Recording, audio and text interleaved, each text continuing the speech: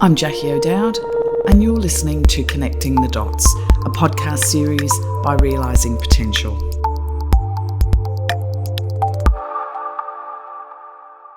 Hi, and welcome back to this episode of Connecting the Dots. Today, I've got the great pleasure of talking with Mirella Luketich. Now, I've known Mirella for quite some time. She's got over 20 years of experience in IT and IT-related projects, but she's had extensive experience with program and portfolio management, and she's had 17 years or more of managing and establishing project management offices for some really large organizations. So we're going to have a chat about all things program and portfolio management today. So hopefully you'll find some of this useful. So Mirella, welcome, and thanks for taking the time to talk with us today. Hi, Jackie. Thanks for that. I'm really looking forward to it, though you may struggle to shut me up at times. Can I put my hands up? The passion comes out. All right. Well, today we're going to talk about all things portfolio and project management. And there's lots of that happening in every organization every day. Some do it really well. Some don't do it. Some projects get the results that they need and some don't. So in your experience, if somebody was looking to manage projects better than they do today, and they want to establish a PMO capability, what sort of things do they need to think about? So it really just depends. If they're just looking for the capability component and really probably improving their maturity and the effectiveness of how they deliver, and even some of that smarts of that continuous improvement, so learning things to the next one, then it's really looking at hiring. I suppose it starts with the right people in those roles. And I see a lot of, that focus on that subject matter expertise. And I sort of say to people, it's a mixture of having the contextual knowledge and the right person that with that broader skill set of communication, that ability to analyse, have that empathy and understanding of the people that they're changing through their projects, and that ability to really work with that senior leadership group to help build their maturity. So I think that it's about starting with the right people and really understanding how big the impact is that they want to have and the types of areas that they want to change. And then that will drive really honing in on what type of PMO they need and how they're going to get the most value for that investment if they put something like that in place. So that's probably the starting point for most organisations or someone looking for that is what is it you really want to achieve? Is that if it's just capability, then it can be rather small and quick, and really that focus is on training and capability. If it's really about improving your project management aspects, then it could be about hiring the right people, building that capability in your project delivery and your sponsorship teams, that repeatable process, and bringing that transparency to the fore and continuous improvement. So there's no right or wrong way to go about it is basically the answer. You can't put a foot wrong. All right. So there's no one right way. Definitely not. One of the things I've led about 6 different types of PMO structures in both government and private industry. And the one thing I think my journey has taught me is that it needs to be tailored to the needs of that organisation. And I've worked in everything from a one-man band where it's yourself and maybe an administration person trying to deliver a service, to having a large portfolio team, do you know what I mean, with specialists in there at that sort of EPMO sort of level, looking at the much bigger picture from everything from delivery to demand management and resourcing capacity, that data analytics, change, benefits, etc. So it really is about what is it you want to achieve, and that will come down to the organisation's importance of project delivery and transformation. And in private industry, it might be about return on, for the investors, that thing, and they really want to focus on their grow and transform initiatives. And in some of the more government things, it's about having that reputational thing of value for money, delivering to the WA citizens or whatever, and making sure that every cent we spend is actually driving some sort of quality change. So, it really will depend. So if somebody's setting up a PMO, yep, how do they manage the expectations of all of the various stakeholders? Because every project has different stakeholders. The expectations are all different, both from the company or organization internally as well as the external ones. How does the PMO help to bring all of that together? So really key part of a PMO and the value they bring is that stakeholder management engagement. And that is its strength, I think. And so one of the first things I will do in most roles in my first 30 days is really getting out there and having those conversations about expectations, about pain points, about things they like, areas that they're concerned about or want more transparency, etc. And what do people want? Because that'll allow a definition of expectation to come out. And it allows the conversation, I suppose, with that leadership team to look at where is their head at in terms of this initial step in terms of investment. Because if the expectations are broad and everyone wants it to be something, then that investment model has to go up. Do you know what I mean? It has to be resourced much bigger. If it's really at a thing of there are some immediate things coming out, which tends to be things like we just want to know how much we're doing. We want to know, are we doing it well? Can we do it better? We've got concerns that we're failing or whatever. Then there are some immediate things that a PMO can do to help sort of show its initial sort of value and I suppose build that confidence that if you give me more, I can grow this to address some of those broader expectations. So really a good PMO manager that's the start. And really getting out there, and I'm talking about active listening, really not sort of trying to put your views on the stakeholders, but really just listening to what they have to say and letting that dialogue happen without interjecting your vision, I suppose, at that stage. And that's the most important bit. And then encapsulating that into some sort of summary that is easy to consume with some really what I call tangible recommendations to that leadership thing on what could they be doing in the next 3 months, 6 months, and where could it go from there on. So that's kind of where I would say to organisations to start with the right leadership in your PMO and then let that person give you the information and guide where you want to go, take you on that journey based on what they're hearing. Yeah.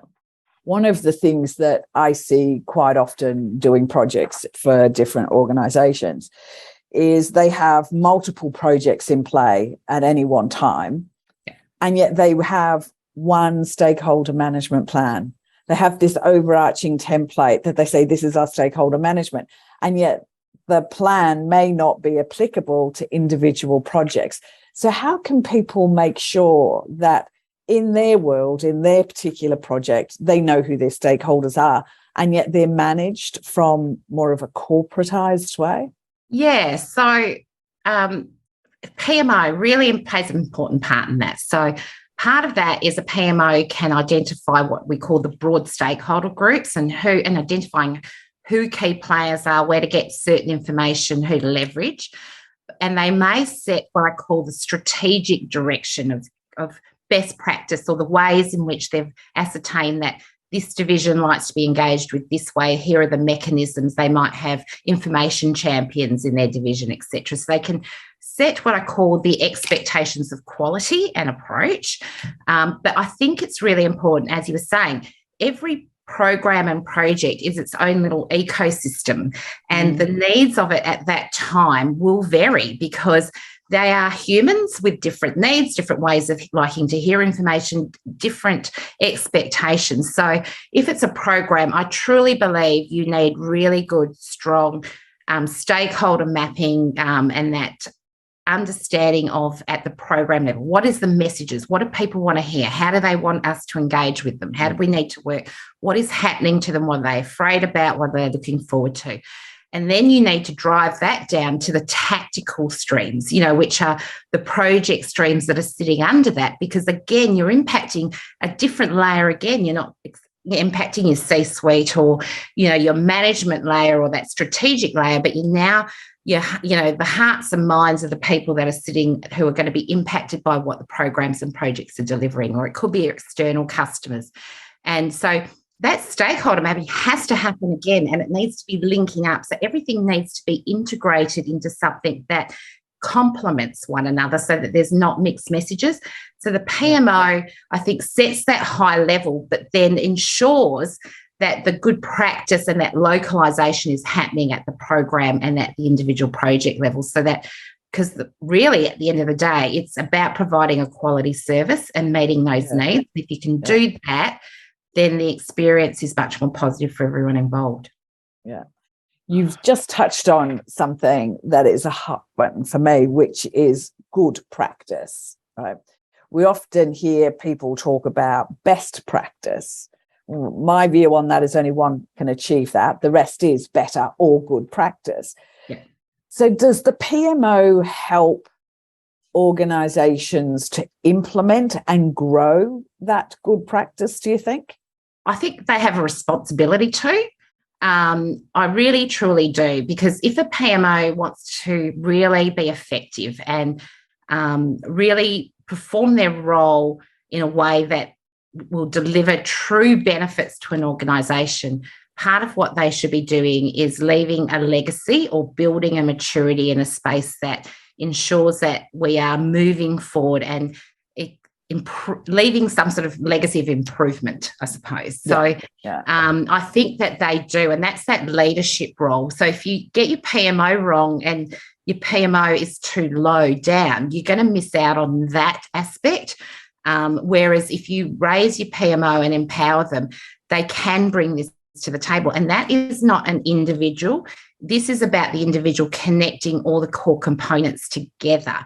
That's interacting with your IT areas, your HR, your comms, your change, like your strategic leadership, and bringing all of those elements of subject matter expertise into something that is really visible and transparent and consumable, but in a way that people can understand and then apply into this ecosystem that they're forming for a temporary, time, which is the program. So I think PMOs definitely have a responsibility to do that in order to really show their value and to help an organisation grow.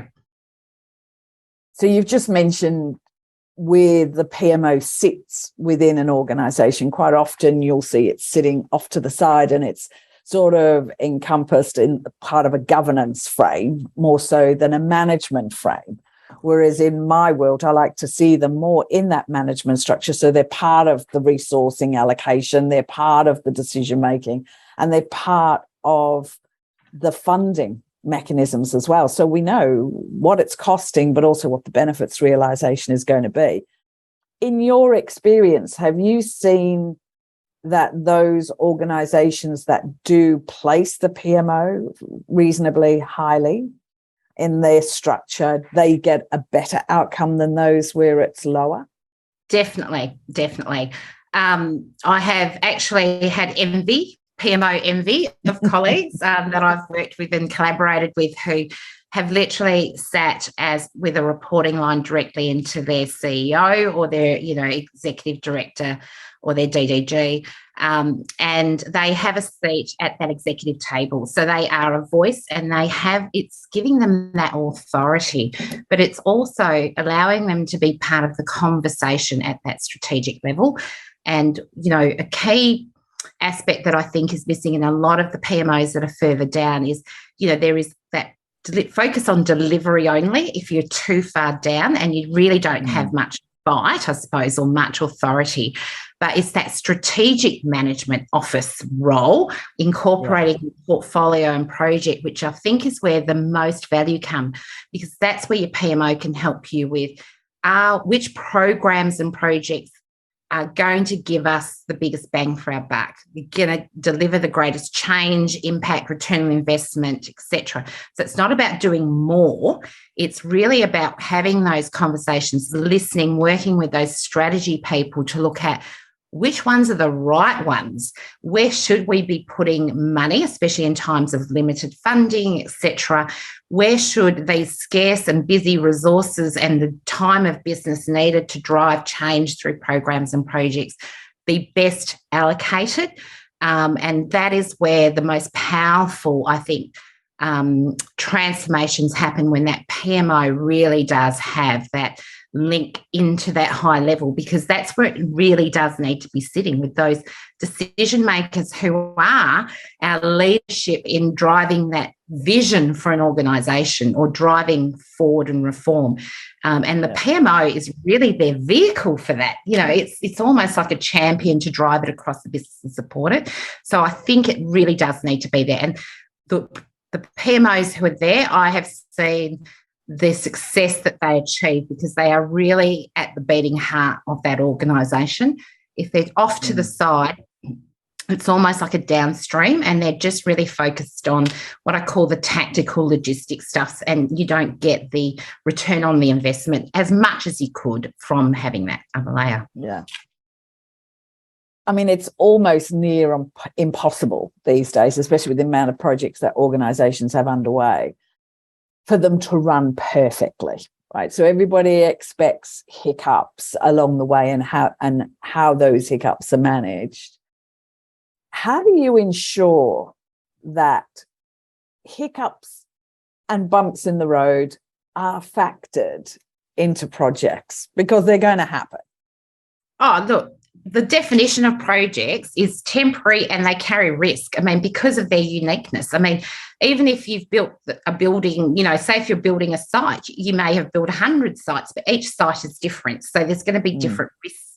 So I say to people, even though you may have done 100 of these, the stakeholders will be different, the contractors will be different, the technology may be different, the vendors. So there's always going to be that risk factor that's introduced. We need to be agile, and that is something that's coming out, but there is agility, but there's still what I call quality thinking that needs to happen. And it's not about ticking a box or filling in a template or, like putting up a paper. It's really about ensuring that the quality thinking happens at the formation of programs and projects, and then throughout, and bringing the right people to the table. And a PMO can really support programs and project directors and sponsors and managers by ensuring that those relationships are identified. So did you know that there's a link over here to something else that's happening, or these stakeholders have an interest because they're thinking about, how this could leverage with them, and bringing those voices to the table.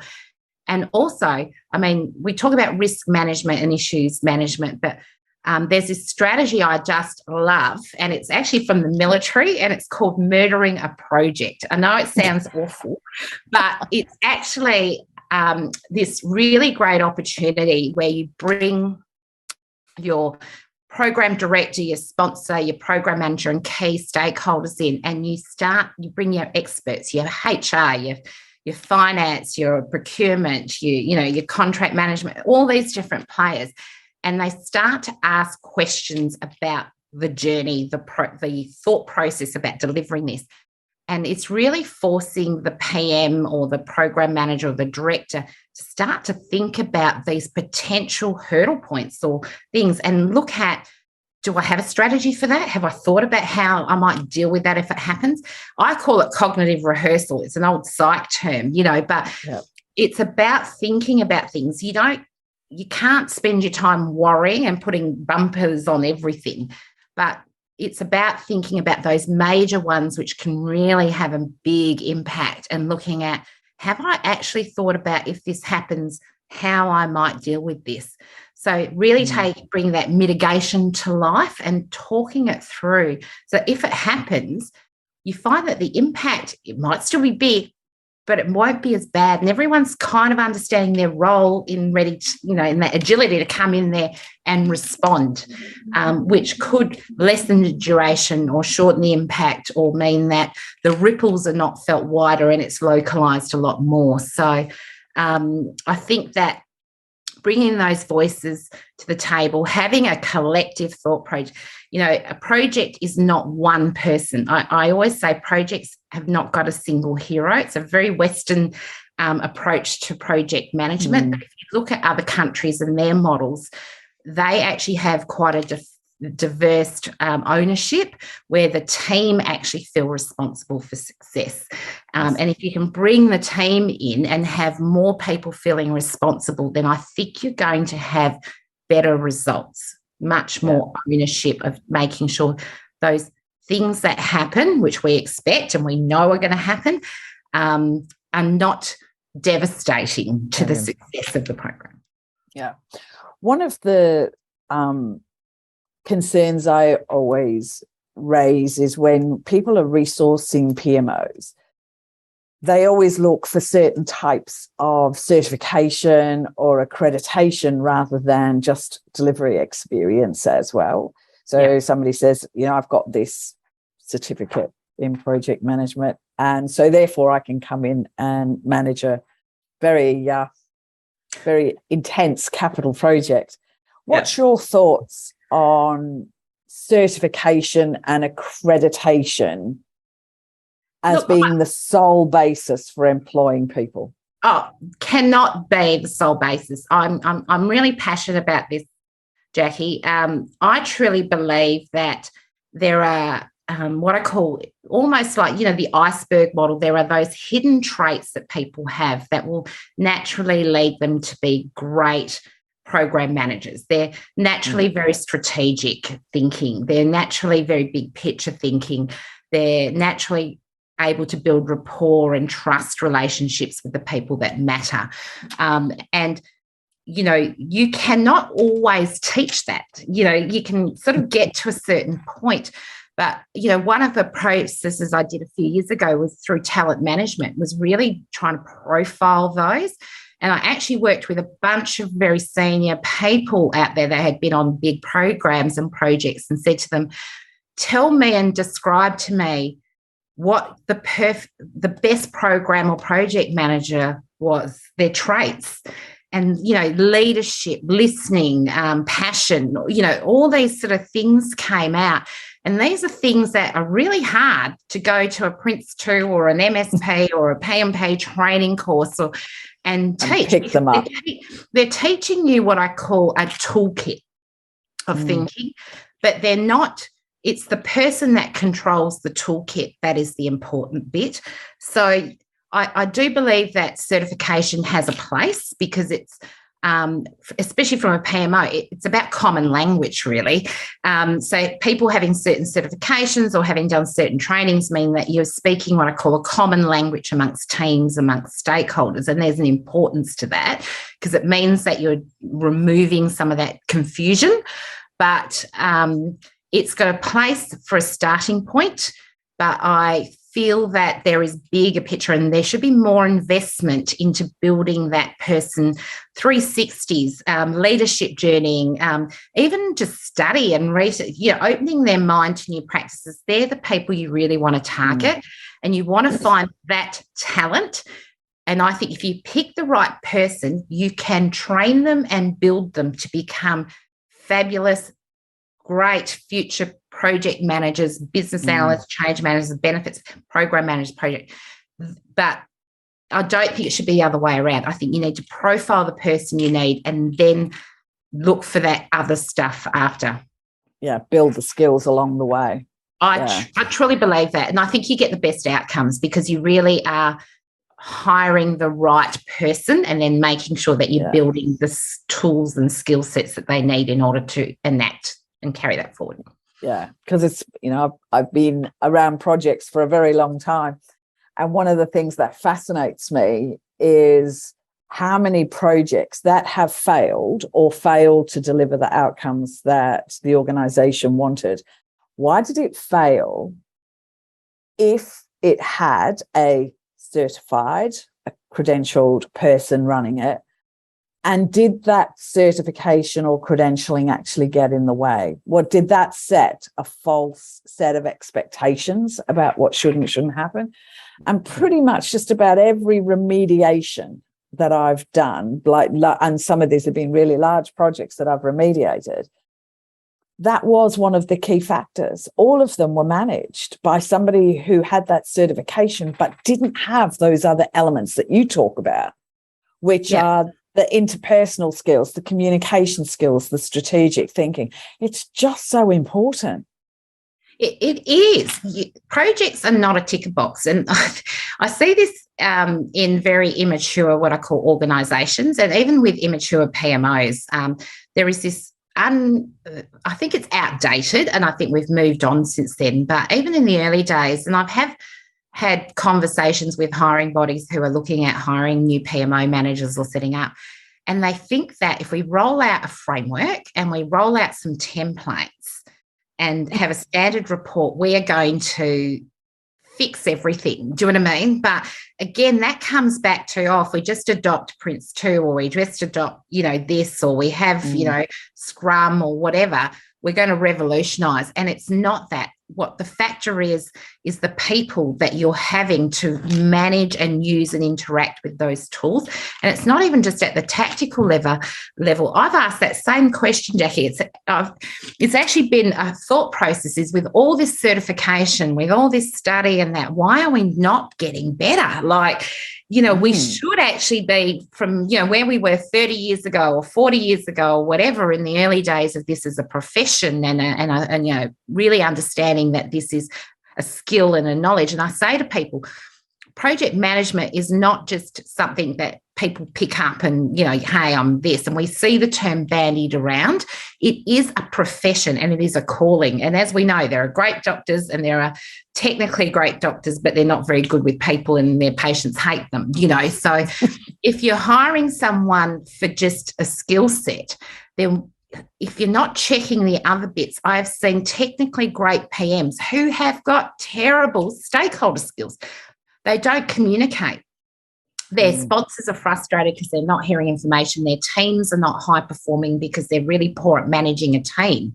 They don't know how to bring their team together. They don't know how to create that culture of sharing and helping one another and thinking, they're not empowering their people.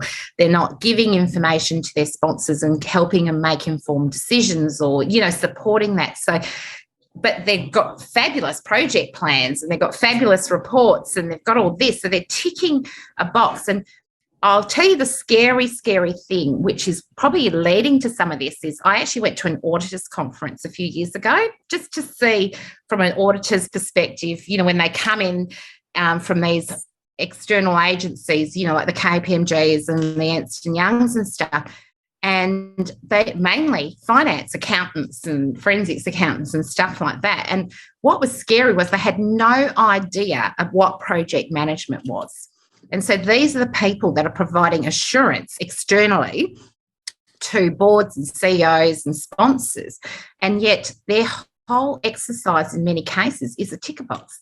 Have they got a business case? Tick. But they're not looking at the quality of the business case. Is it clear? Is the vision clear? Have we got a clear direction? Is the investment sound? Do you know what I mean? Are the benefits matching to the strategic things? Is the project plan realistic? Is the budget, the resourcing model, the scheduling logical?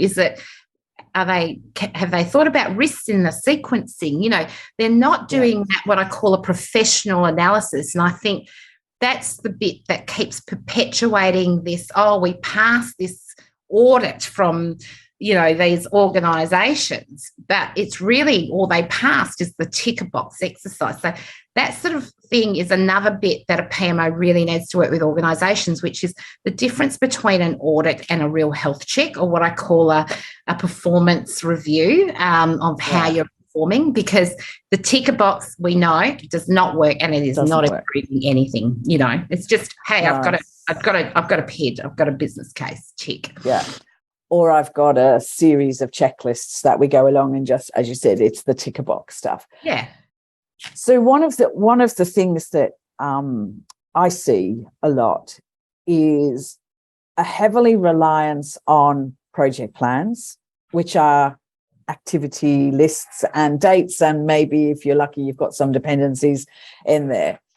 But what I don't see in those project plans is how each of those activities drive value for the organization and where that value is actually going to come from and how we're going to realize it in the future. We always talk about risk. There's risk schedules done to death, probably, but not in a practical sense. Like, what is the element of risk that this project is not going to finish on time? Yeah. That it's not going to deliver what it's set out to do? How can people improve that visualization of activity and timing so that sort of information gets encapsulated? Yeah, look, I'm actually doing a lot of work around this at the moment, and I can tell you the surprising bit that's coming out of all of this. I'm doing some work with one of our big program teams at the moment, and we've been doing their benefits. And part of their benefits profiling is actually working with their delivery managers and their scrum masters and their schedulers and stuff. Because what we're trying to do is, if this is the benefit that we've mapped to deliverables and to change activities and to objectives and all of that, and we're drawing out the KPIs that we want to how are we achieving this thing and how do we measure this? But the big factor that's linked into this is what are the actual activities and the deliverables that are actually contributing to these KPIs. So what you're actually showing is these are the bits that we need to protect the most in our program and project. Like there's all this, there's 100 tasks, but these 10 things are the bits that if we achieve well and do it as we've thought, visualized, are going to have the impact that we're aiming for. The other ones are important. They might be enablers, but they might actually be peripheral. And so if we focused our mitigation, our monitoring, our focus for the team, our leadership focus on some of these aspects and making sure we get these right and put the right level of effort in, these are the bits that are going to give us that strategic direction and give us our return on investment and really drive true change, and give the organisation that return on investment. We gave you this money to give us X, to achieve X. And if you can do that thinking and that mapping with a team, I can see the lights going on with the team this is, an hour a week over, months of just having these conversations. My role as a PMO manager is challenging the thoughts. They're the subject matter experts. They're the ones living and breathing this program, in the project streams. My job is to just bring them to the table and challenge their perceptions, ask the questions. And what I'm finding is that their thinking and thought processes are amazing, and they're actually self-analysing and agreeing and really debating these things. And I'm seeing the true value, and the lights come on. Oh, my God, we've been focusing over here because we think this is important because it's important to stakeholder X, but actually we should be focused over here. Because at the end of the day, this is the bit that's going to deliver this capability, which is the focus for our CEO, or our director or our sponsor. And so if a PMO can bring and have that conversation with a program team, then that's the one organisations really need to be having, because it leads into scheduling. It leads into these are the bits that can't slip. Do you know what I mean? These are where our effort, our money, our investment of time and our energy needs to really be focused on. Yeah. I don't know if I fully answered your question, but... Yep, no, you did. Let's have a talk about data and information around projects and information provision. Yep. I'm working on a project currently where initially that was something that was a real problem. So they had project plans, they had the communication plans, they had all of that stuff. But then when it actually came to supporting the project with operational data, their own status reports, quality reports, whatever they happen to be, things started to slide purely because of information provision. What sort of allowance should people make for that in their projects? There should be a significant. I was actually doing some research on this, only because I'm trying to provide advice to different areas. And there's that you need to provide time and space for thought processes about what to report. Do you know what I mean? And what's relevant. The biggest issue I see is that status reporting is almost, again, like a ticker box, and there's a lot of jargon, and it's depending on if a really skilled program manager and project manager knows what their sponsor will want to hear, and they've actually had that conversation with their board and their sponsor, and even their PMO. What does the PMO want to know? And they're making sure that what they're bringing to the table is aligned to that messaging and that information. And they're allowing for the different layers of people's interactions. Some just want to say, tell me the pie picture, and some want to be, let me have a link and I want to analyse it. So they'll enable for both of that. So they should be provisioning, but I see the biggest issue I see is that they leave it to the last minute. So we get this cut and paste thing from last month and they've tweaked a few words. But they really need to be thinking about their schedule. So where did we say we were going to be? Do you know what I mean? And how have we actually performed about that? In agile projects, there is this shift in thinking from that waterfall Gantt chart because they may be in sprints. So they should be really talking about what capability have we achieved, since we last were here, because we're agile and we may have done one sprint, multiple sprints. What is it that we've delivered in terms of capability in our sprints or our agile process? If it's a hybrid, are we where we say we should be? And then really pulling out, like I was saying, if you've identified your KPIs and delivering against these things, how are you progressing towards that achievement of some of that strategic value? How are you, especially at program level, where the focus on program reporting is on that achievement of strategic outcomes and benefits, and how are you working towards that? I love using an investment logic map to draw that out, because it allows you to tick off the key enablers that you're starting to deliver, the change practices. And if you've mapped it all, they can start to see which problems have you addressed today, which opportunities have you leveraged, which strategic outcomes have you started to address and you're working towards achieving, and to what extent. And again, and have you started to reap benefits, or if they're accumulative benefits over time, especially in a long-term project, how are you progressing? Are you on track? And if it's not, the question for the board is, what recommendations? We made these assumptions. What adjustments do we need to be making? So a program and a project manager have responsibility more than just saying, I'm green on budget, I'm green on schedule. I find it's really lazy. There's a lot of lazy reporting, and it's a discussion I've had with my community of practice out there with other PMO experts. There is this real laziness in reporting, and it's not only that, but I'm trying to work with boards, because a good board and a mature board, a sponsor, if you coach them, they will learn to ask the right questions. So they will demand, through their questioning of their program and project managers, the answers to these very strategic questions, which will drive the reporting improvement in another direction as well. So it shouldn't be a one-way passive. It should be a two-way interaction. And so I feel that you need to focus on the PM allocating enough time to do the thinking and the space, with support from PMO, who could be giving them data from a PPM tool. It could be from finance. It could be from risk. It could be from procurement, all coming together. I see it as a community approach to reporting. But if you work at it from the other end, it's working with your boards and your sponsors to also be looking at what questions should you be asking? What are your concerns? What do you want to know? And it should not be just a repeating every month or every tranche. It should be a case of this reporting period. These are the questions. These are the concerns. And I think if you go down that, yes, it is more work for the program manager or project manager, but I think you'll get better outcomes and better decision making. Yeah. Yeah. I had a conversation with Jo Fortin a couple of weeks ago, and she said it's amazing how many what she called watermelon projects were there. They look green on the outside, but they're red on the inside. Yeah. And I think that's sort of stuck with me, because it's quite a common thing, like you said, whether it's a cut and paste across project status reporting, or somebody's idea of done and success is different to someone else's, or the defined way for the project.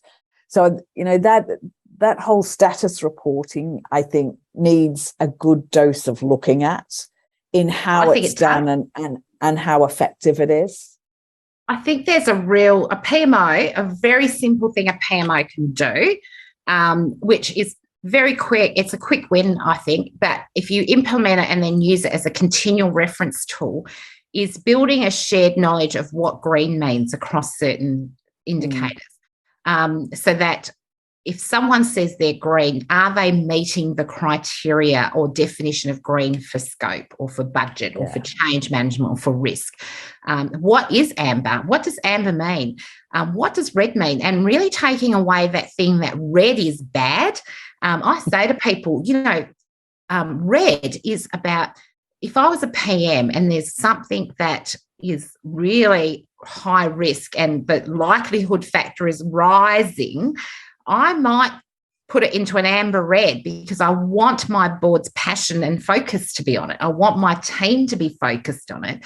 And I think that using your indicators well and taking away the stigma of red and that success is just green is something that PMOs can work with. But having a shared understanding of what RAG is, and I'll tell you, there's a RAG that I introduced years ago, and it was through discussions with my program and project managers, and it's a legacy I see from what I call too many projects and not enough investment effort mentally from sponsors and busy execs who sit on maybe 20 projects as the sponsor.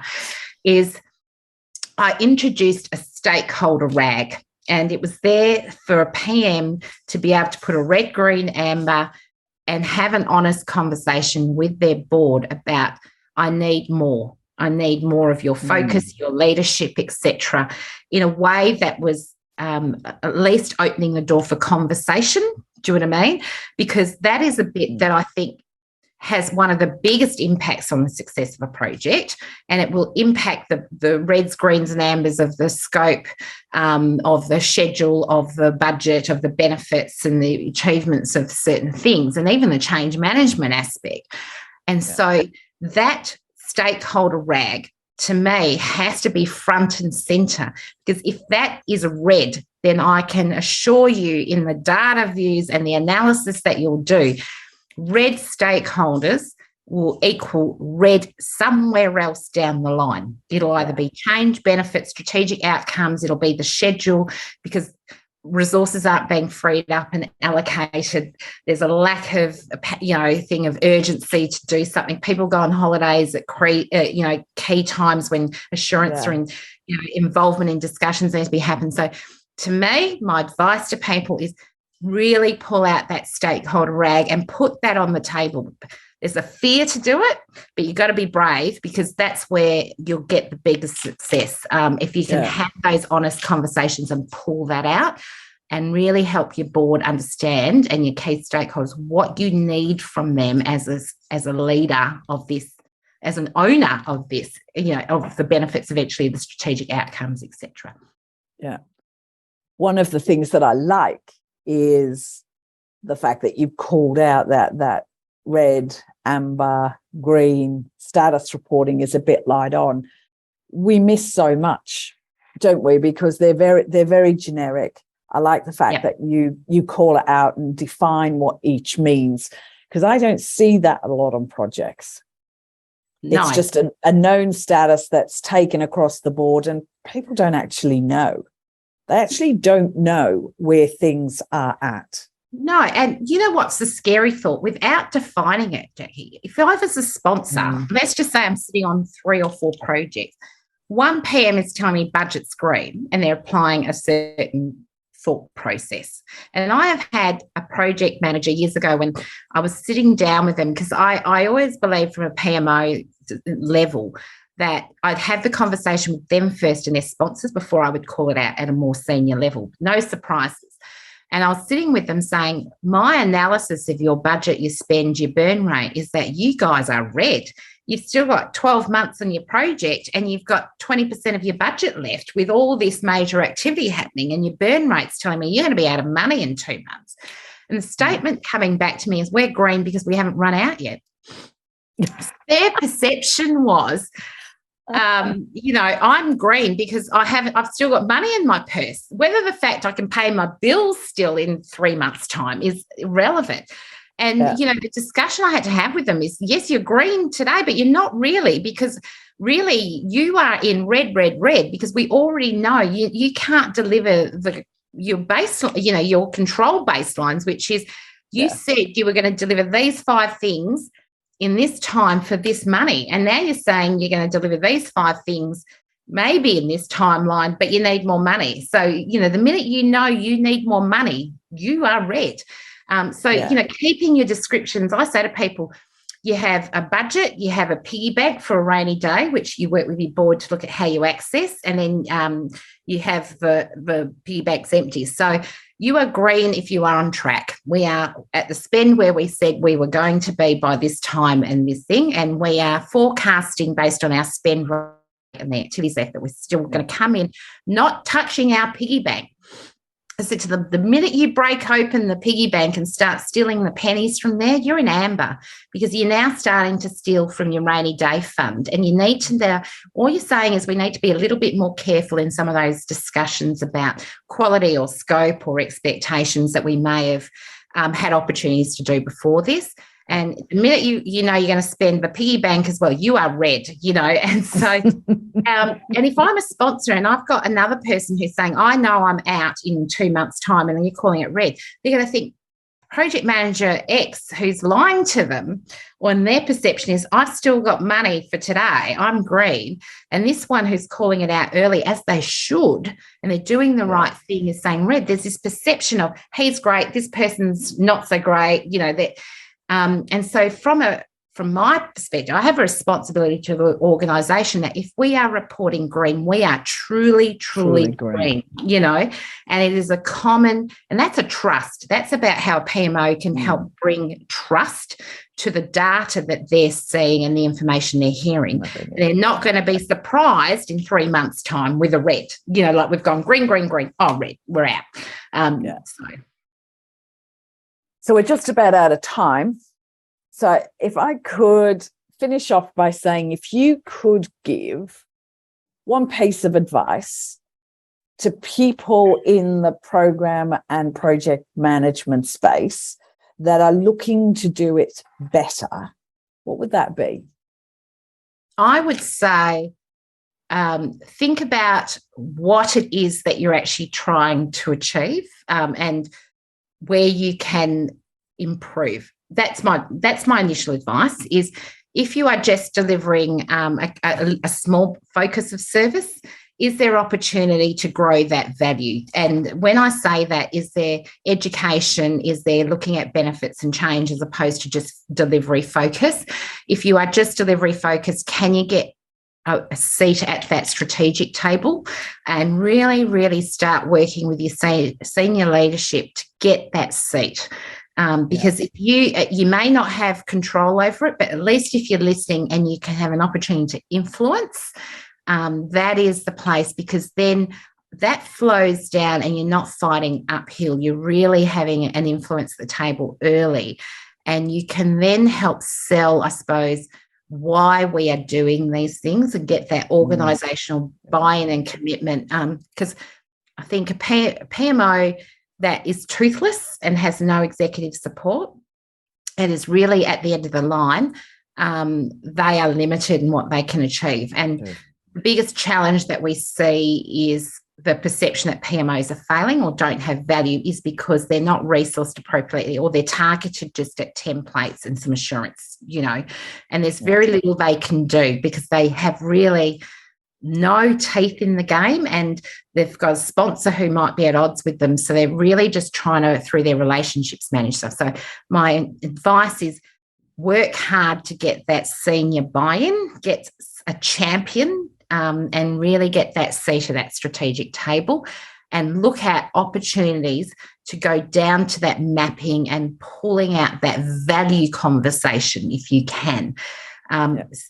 As opposed to just focusing on delivery. Have we delivered 20 products on time, on budget? Fantastic, we've done that well. But turning that success into, but look at what your investment has transformed in our organisation.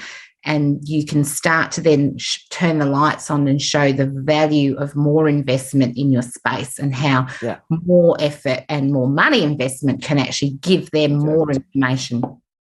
Okay. Well, that's been really good. I think it's been really useful in learning about our problems with colour coding. And giving people some idea as to how they can get better practice in the PMO, or establish some of the things they need to think about if they're setting up a PMO. So, Mirella, thank you. Thank you, Becky. It's been very enlightening. Great. Thank you for having me. I've really enjoyed the conversation, and I hope I've shared some value, I suppose, of what's in my brain. But yeah, so thank you again for allowing me. All right. Okay, thanks very much. Thank you.